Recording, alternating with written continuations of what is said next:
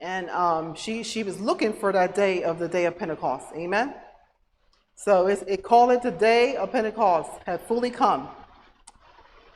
And it fully came. Amen. They were fully empowered. Amen.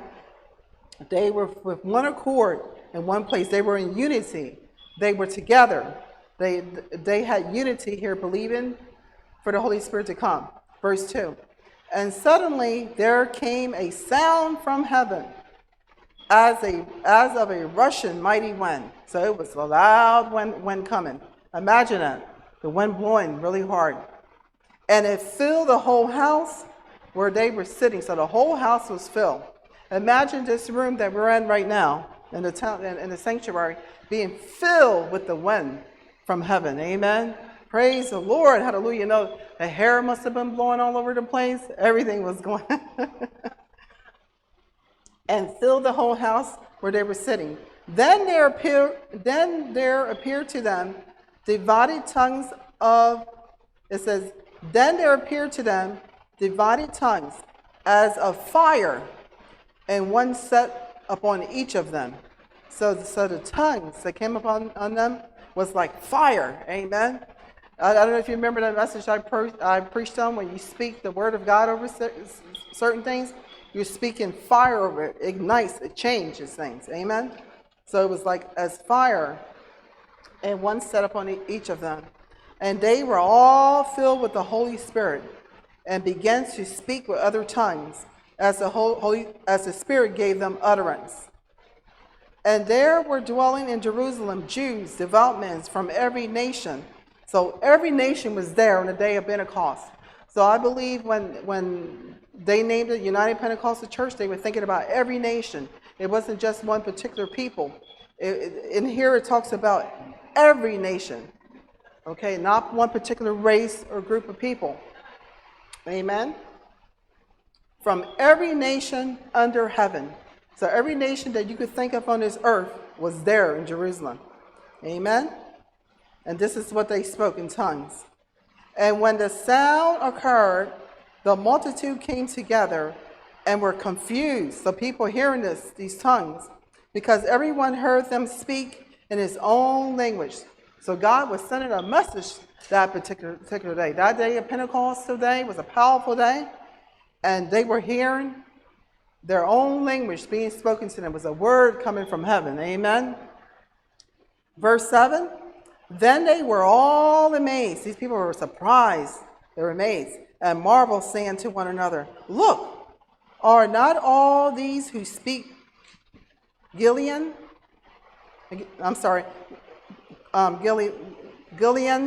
Amen. Galileans, I'm sorry. And how is it that we hear each in our own language? They want to know how we hear in our own language in which we were born. Parthians, Emmaus, Elamites, those dwelling in Mesopotamia, Judea, Cappadocia, Pontus, in Asia, Phrygia, Pamphylia, Egypt, and the parts of Libya, according to Cyrene, visitors from Rome, both Jews and proselytes, Cretians, Arabs. We heard them speaking in our own tongues the wonderful works of the Lord. So they were hearing the wonderful works of God. Amen. So they were given a testimony on the day of Pentecost. They were given a testimony. Amen. And that was the beginning of the church. After Jesus had left, when he told them to go and to preach the word over all the world. Amen. In every nation. Amen. So the day of Pentecost represents bringing all people together, because that was God's plan from the beginning. Amen. He never wanted to keep us separate. Amen. Although it started out with the Jewish people, those are his people. And the Bible always tells us to pray for the nation of Israel so you have peace and you'll prosper. Amen. So you always pray for Israel. Amen. Praise the Lord. You pray for their peace and God will bless you. Amen. So they were all amazed and perplexed, saying to one another, whatever could this mean? They want to know, what does this mean? Amen. Others mocking. So people who didn't understand what was going on. They are full of new wine. They thought they were drunk. But Peter, standing up with the 11, raised his voice and said to them, Men of Judah and all who dwell in Jerusalem, let this be known to you, and heed my words. For these are not drunk, as you suppose, since it is only the third hour of the day. The third hour represents 9 o'clock in the morning. So he said, we're not drunk. So early in the morning, about 9 o'clock, amen, the day of Pentecost happened. Amen. And the whole purpose of that was to unite. Unity. And it didn't start until the 120 got together and united for the purpose of looking for the Holy Ghost to come. Amen. Because Jesus told him that the Holy Ghost was coming. Amen. Praise the Lord. So they were looking and expecting. Amen. If you read, let me go back. I'll come back to verse 14 of chapter 2. Let me see. Chapter 1. Praise the Lord. I'm going to go down. Okay, to verse 3. Acts 1. It said, to whom he also presented himself alive. This is Jesus after his suffering by many infallible truths. That means he proof after proof after proof after proof. Nothing could be denied. Amen. Being seen by them during 40 days. So Jesus was spending 40 days with the people, the disciples, and speaking of these things pertaining to the kingdom of God. Amen. And being assembled together with them, he commanded them not to depart from Jerusalem, not to leave, but to wait for the promise of the Father, which he said, you have heard from me. For John truly baptized with water, but you shall be baptized with the Holy Spirit not many days from now. Amen. Praise the Lord. So the Holy Spirit was coming. Amen. He was going to baptize them with power. Amen. Praise the Lord. So verse 14, but Peter of chapter 2, Acts 2. But Peter, standing up with the 11, raised his voice and said to them, Men of Judea and all who dwell in Jerusalem, let this be known to you, and heed my words. For these are not drunk, as you suppose, since it is only the third hour of the day. But this is what was spoken by the prophet Joel.